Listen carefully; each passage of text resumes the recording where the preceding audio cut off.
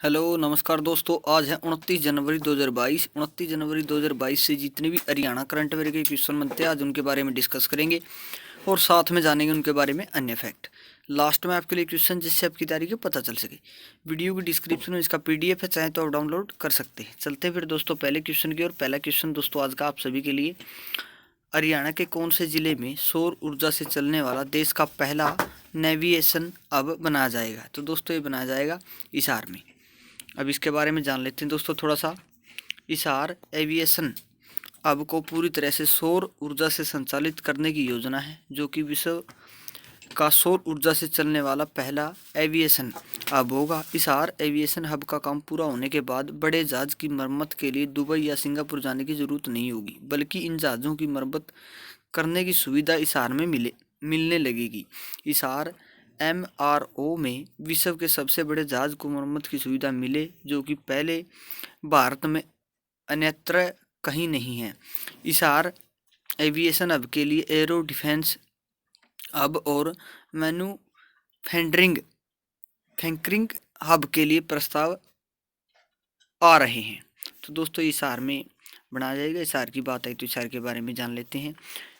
ये हिसार, इसकी सीमा लगती है भिवानी से, रोहतक से, जींद से, फतेहाबाद से। यहाँ इसकी सीमा राजस्थान से लगती है। जान लेते हैं थोड़ा सा हिसार के बारे में।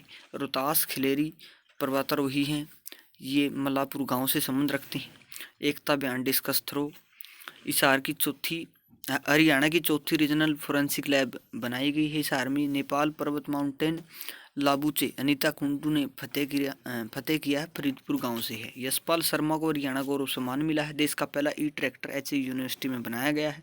महाराजा अग्रसेन एयरपोर्ट भी हिसार में ही है। देश का पहला नाइट ऑर्गेनिक फार्म भी बनाया गया है। मत्स्य विश्वविद्यालय खोला गया है। देश की पहली मोबाइल लेबोरेटरी वैन का उद्घाटन हिसार में किया गया है। अटल रैंकिंग में पहला स्थान हिसार का ही रहा है दोस्तों।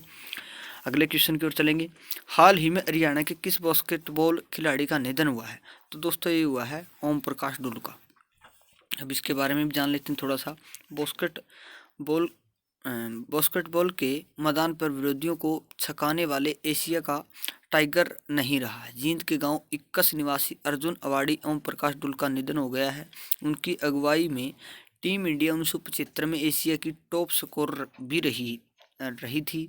केंद्र सरकार ने 1979-80 में उन्हें अर्जुन अवार्ड से सम्मानित किया था। इसके बाद हरियाणा सरकार ने भी उन्हें भीम अवार्ड से सम्मानित किया था। तो दोस्तों ये जींद से संबंध रखती थी बात। जींद की है, जींद के बारे में जान लेते हैं मैप में। ये रहा दोस्तों जींद, इसकी सीमा लगती है फतेहाबाद से, हिसार से, रोहतक, सोनीपत, पानीपत, करनाल, कैथल, इतने जिलों से सीमा लगती है जींद की।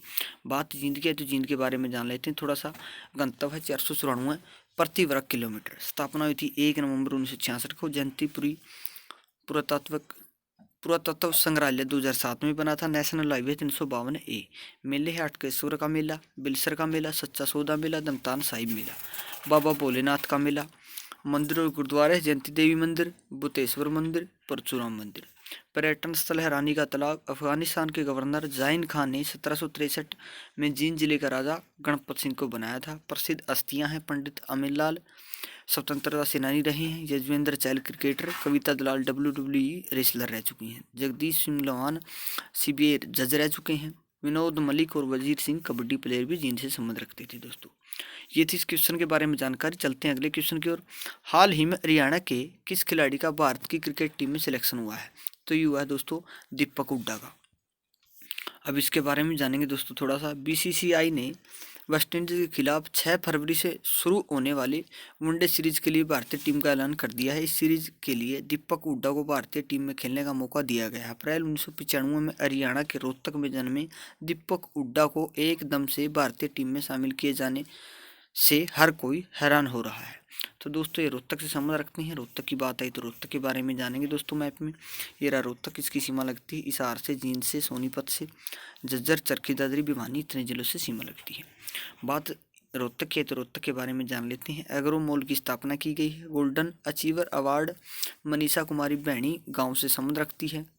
मिलिट्री का बुलेट प्रूफ सामान बनाने वाला पहला जिला बना है हरियाणा का। हरियाणा की पहली पिंक कैफे व सैलून अकेडमी खोली गई है। कचरा मुक्त शहर का अवार्ड मिला है। रेलवे पार्ट बनाने की कंपनी भी लगाई गई है रोहतक में दोस्तों। अगले क्वेश्चन की ओर चलते हैं। हरियाणा अब एमएसपी पर कितनी फसलें खरीदेगा? तो दोस्तों ये खरीदेगा 14 फसलें। अब इसके बारे में थोड़ा सा जान लेते हैं। हरियाणा अब एमएसपी पर 14 फसलों की खरीद करने वाला देश का इकलौता राज्य बन चुका है। ग्रामीण क्षेत्रों को डिजिटल बनाने के लिए ग्राम दर्शन पोर्टल पर 6197 पंचायतों का डिजिटल डाटा उपलब्ध कराया गया है। इसी तर्ज पर शहरों की समस्या का निदान करने के लिए शहर दर्शन पोर्ट भी जल्द शुरुआत की जाएगी। अब चलते हैं दोस्तों अगले क्वेश्चन की ओर। हरियाणा के कौन से शहर में देश का सबसे बड़ा इलेक्ट्रिक व्हीकल चार्जिंग स्टेशन शुरू किया गया है? तो इम्पोर्टेंट क्वेश्चन दोस्तों ये किया गया है गुरुग्राम में।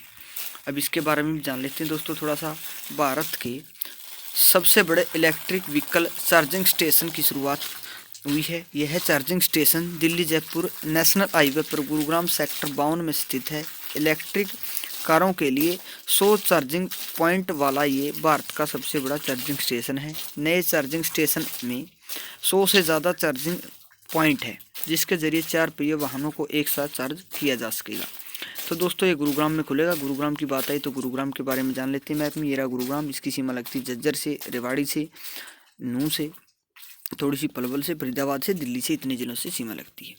अब जान लेते हैं दोस्तों गुरुग्राम के बारे में। स्थापना हुई थी 1 नवंबर 1966 को। राष्ट्रीय राजमार्ग है NH2 और 8। राष्ट्रीय मस्तिष्क शोध संस्थान गुरुग्राम के मानेसर में स्थित है, जिसकी स्थापना 16 दिसंबर 2003 को की गई थी। गुरुग्राम में अमेरिका की सिस्को कंपनी द्वारा ग्लोबल साइब्रेज की एक लैब बनाई जाएगी। प्रसिद्ध स्थल समा पर्यटन क्षेत्र शीतला माता मंदिर। इस मंदिर का निर्माण महाराजा भरतपुर ने करवाया था। गर्म जल का चश्मा सोना में है, दमदमा झील है और पटौदी महल है। भगत पूर्णमल का मेला, चोखा खोरी का मेला, ये मेले लगते हैं। मारुति उद्योग मानेसर में है, 1981 में बना था। फूलों की आधुनिक मंडी की स्थापना भी गुरुग्राम में ही की गई है दोस्तों।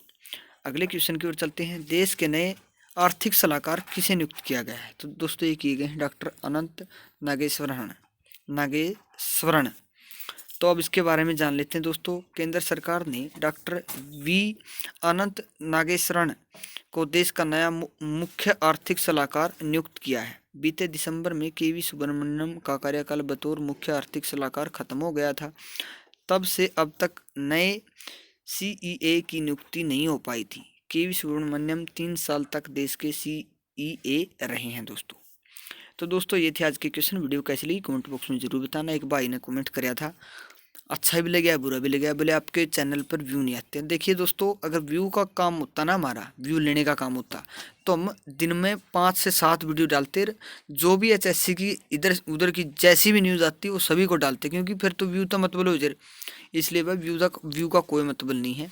हम जितने भी हम हो सके उतनी जानकारी देने की कोशिश करा है, अच्छी से अच्छी। बाकी ये ना समझियो भाई व्यू थोड़े आवा है तो इस चैनल ना देखो, के बरा व्यू थोड़े आवा और HSC उसे मतलब कि मैं क्वेश्चन उठा ले या कोई खास बात को नहीं। जो चैनल बड़े बड़े है वह अच्छी जानकारी दोगे, तो आप समझदार हो भाई, इसी बात ना करया करो। उस भाई का दिखा चैनल भी होगा, बस तेरा आंदे होगे लाखों अरबों मिलियन कई मिलियन बिलियन व्यू आंदे होगे, लेकिन हमने व्यू तो कोई मतलब नहीं फिलहाल। तो अग्गा होगा तो आपने जरूर तो समझ जोगे, आप पे ज़्यादा वीडियो डालेंगे और अनाप शनाप वीडियो डालेंगे तो सुनो समझ लियो ई पढ़ाने का कोई मकसद नहीं रहा, पीछे का मकसद हो गया।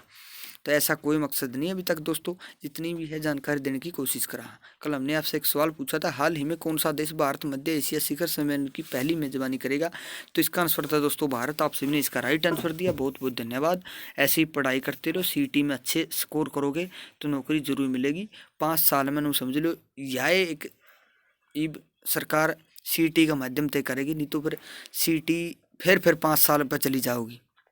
अपने पता होगा 1 साल तो एक इसके फार्म भर देने, इनकी सरकार लग रही है या साल और पूरी खाए जाओगी। पेपर ले लगाने भी जरूर खाए जाएगी, अगली साल इसका रिजल्ट किमें देगी, इतने नू उजड़ाई रखेगी।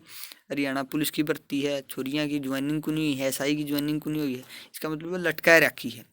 आगे बस इनका काम है इलेक्शन तक खिंचनी सारी भर्ती, ये सदा सरीदा काम चल जाने लग रहा है राजनीतिक दलों का।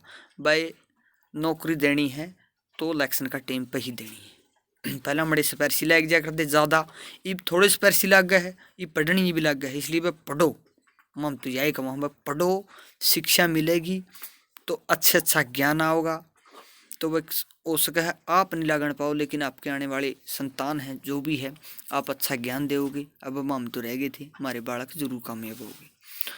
तो दोस्तों आज का सवाल आप सभी के लिए, इंटरनेशनल भ्रष्टाचार सूचकांक में भारत की रैंकिंग क्या रही है, तो इसका जवाब आपको पता ही हो, कमेंट बॉक्स में लिखना है। ज़्यादा भाई नाम शनाब की बात लिखा ना करो, इस तरह आपकी छवि खराब हुआ है और कुछ नहीं होता, आपकी छवि खराब हुआ है। कदम थापो भाई या कमी बता दी अगला की हमने, या कमजोरी बता दी, या बेइज्जती कर दी, इस इन बातों का कुछ नहीं होता। पढ़े लिखे समझदार बनो, ये नहीं भाई जमाने कड़ू अनपढ़ा की तरिया मुँह माई वाह बात बगाई दी, इसी सी बात ना करया करो। मिलेंगे नई वीडियो के साथ, तब तक हंसते रहिए, मुस्कुराते रहिए, देखते रहिए हमारा चैनल HR गुरु। जय हिंद।